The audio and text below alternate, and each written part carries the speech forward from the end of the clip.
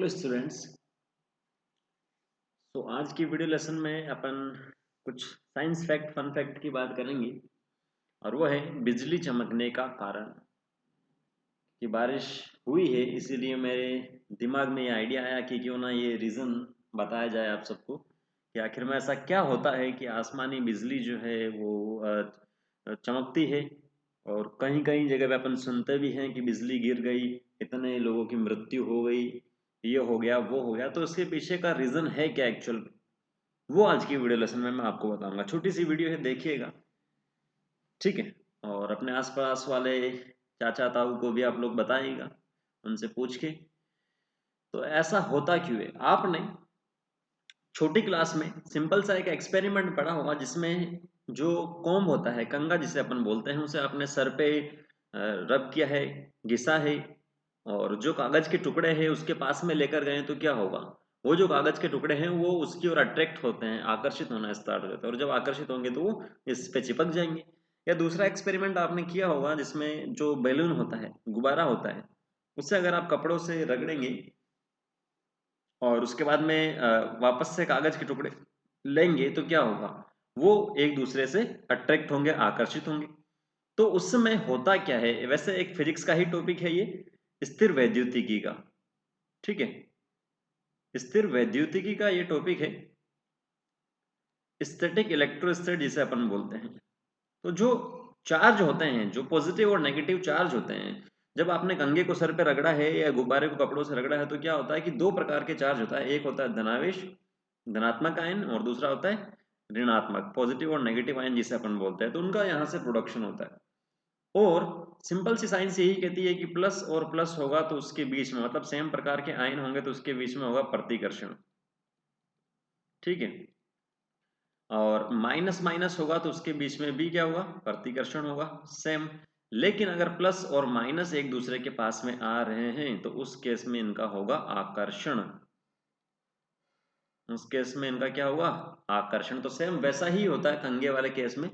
और ये जो स्थिर वैद्युतिकी है, इसी से अपन जो आसमानी बिजली है वो गिर रही है या चमक रही है उसको अपन समझ सकते हैं, ठीक है।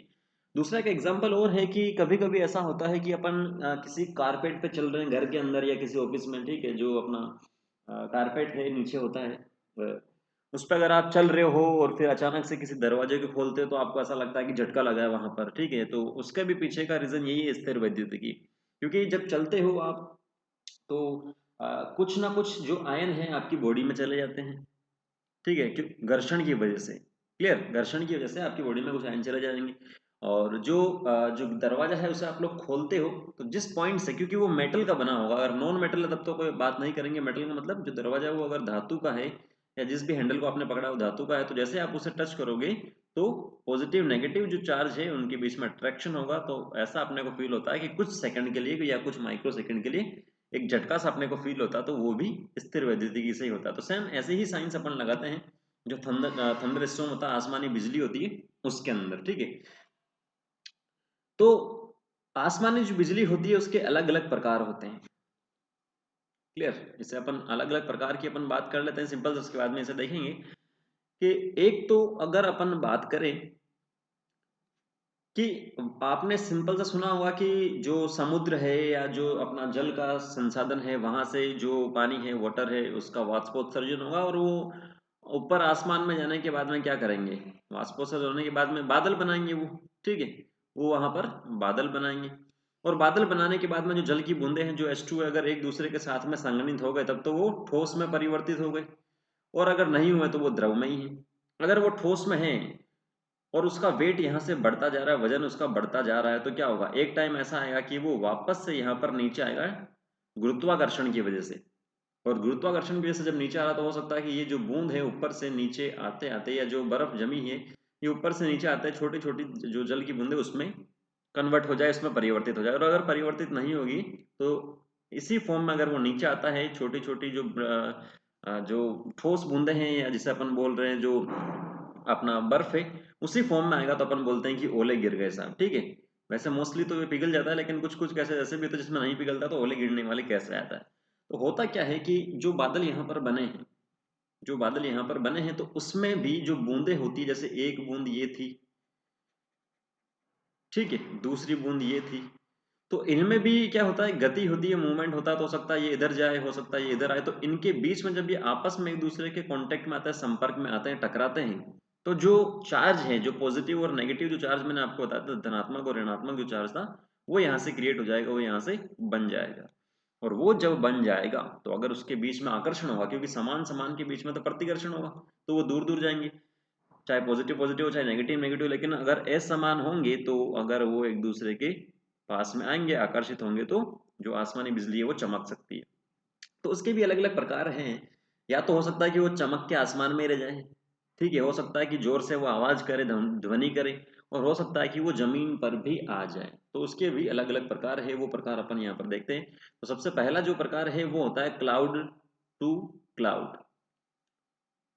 ठीक है, क्लाउड टू क्लाउड मतलब क्या होगा क्लाउड टू क्लाउड का, कि जो बादल है एक ही बादल के बीच में, जैसे ये जो फर्स्ट बादल सपोज कर लो, ये ए बादल है अपना, तो इसमें पॉजिटिव और नेगेटिव, ये पॉजिटिव लिखा है यहाँ पर, ये नेगेटिव है, नेगेटिव है, नेगेटिव। तो ये जो चार्ज है अगर इसके बीच में आकर्षण हुआ तो बादल का बादल में ही हो रहा है। ठीक है, या क्लाउड इसे अपन बोल सकते हैं, क्लाउड टू क्लाउड ना बोले तो इसे अपन सिंपल सा क्लाउड ही बोलेंगे, क्योंकि एक ही क्लाउड के अंदर हो रहा है, एक ही बादल के अंदर हो रहा है। सेम ऐसा ही इसके अंदर अगर ऐसा हुआ एक ही बादल के अंदर, तो उसे क्लाउड थंडर या अपन बोलेंगे कि जो बिजली है वो है यहाँ से। लेकिन दूसरे अपन बात करें कि दो बादल एक दूसरे के साथ में टकरा रहे हैं, जैसे ए और बी एक दूसरे से टकराया यहाँ पर, तो भी लाइट वहां से प्रोड्यूस होगी, और उसे अपन बोलते हैं क्लाउड टू क्लाउड। तो पहले वाले को अपन ने सिंपल सा क्लाउड बोल दिया है, दूसरे वाले को अपन बोलते हैं क्लाउड टू क्लाउड, मतलब बादल से बादल जब टकराएंगे तो हो सकता है कि कोई बिजली यहाँ पर चमके, तो वो क्लाउड टू क्लाउड हो जाएगा। और सबसे लास्ट में होता है एक, अपन बात करें क्लाउड टू ग्राउंड, ये अपना ग्राउंड है, ये अपनी पृथ्वी है, और ये एक बड़ा सा बादल है जिसे आपने बी बोला। तो अगर ज्यादा चार्ज है यहाँ पर, ठीक है, पॉजिटिव या नेगेटिव चार्ज की अपन बात करें, मोस्टली नेगेटिव की वजह से ही होता है, और जो ग्राउंड होता है उसे अपन पॉजिटिव ही बोलते हैं, जीरो अगर है तो ठीक है, नहीं तो पॉजिटिव इसे अपन मानते हैं।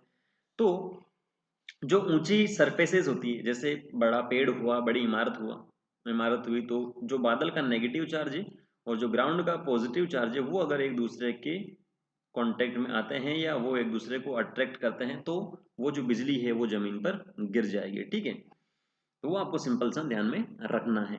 तो इसीलिए अपन बोलते हैं कि बिजली गिर रही है, उससे बचने के लिए आपको क्या करना चाहिए। कुछ लोग ऐसे होते हैं खेत में काम कर रहे होते हैं तो वो पेड़ों के नीचे चले जाते हैं, ठीक है, तो ऐसा नहीं करना चाहिए, क्योंकि जितनी ज़्यादा हाइट होगी उतना ही इजी क्या होगा। जैसे एक बिल्डिंग ये है, दूसरी बिल्डिंग ये है, या पेड़ की अपन ने बात कर ली, तो यहाँ से ये इजी इनके बीच में कांटेक्ट हो पाएगा, अट्रैक्ट हो पाएंगे, जबकि इसके बीच में तो डिस्टेंस बहुत ज़्यादा, दूरी बहुत ज़्यादा है, तो ये सेफ है, बच जाएगा। ठीक है, तो पेड़ों के नीचे, बड़े बड़े जो पेड़ है उसके नीचे भी नहीं रहना चाहिए। और खेत में अगर काम कर रहा है तो वो खड़ा भी नहीं रहना चाहिए, ग्रुप में नहीं रहना चाहिए, समूह में नहीं रहना चाहिए, आलती पालती मार के बैठ जाओ आराम से, कोई समस्या नहीं है। ऊंचे पहाड़ जो है उस पर भी अगर काम कर रहे हैं तो दूर दूर हो जाना चाहिए सबको, एक जगह ग्रुप में नहीं रहना चाहिए, क्योंकि पहाड़ की भी ऊंचाई क्या होती है, बहुत ज्यादा होती है। तो इजी होता है वहां पर जो आसमानी बिजली है उसका गिरना या चमकना। ठीक है, तो ये आपको सिंपल से देखना है। देखिए यहाँ पर जो ग्राउंड है, ये अपने मकान बन रखे हैं, यहाँ पर ये पॉजिटिव चार्ज है और ये नेगेटिव चार्ज है।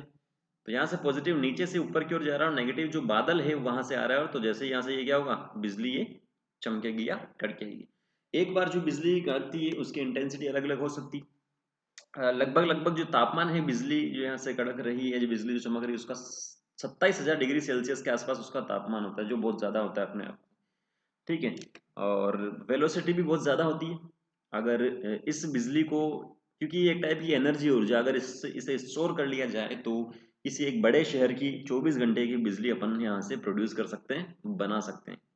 ठीक है, तो वैसे इससे किसी की डेथ भी हो सकती है अगर खुले में है या बड़े पेड़ पर है, तो सावधानी रखिएगा, अगर कार में बैठे तो कार के अंदर ही रहें, बाहर ना आए। ठीक है, तो ये आपके पास सिंपल सा वीडियो था जिसमें किस टाइप से बिजली चमकती है और किस टाइप से बिजली गिरती है, उसके पीछे का रीजन है। शुक्रिया।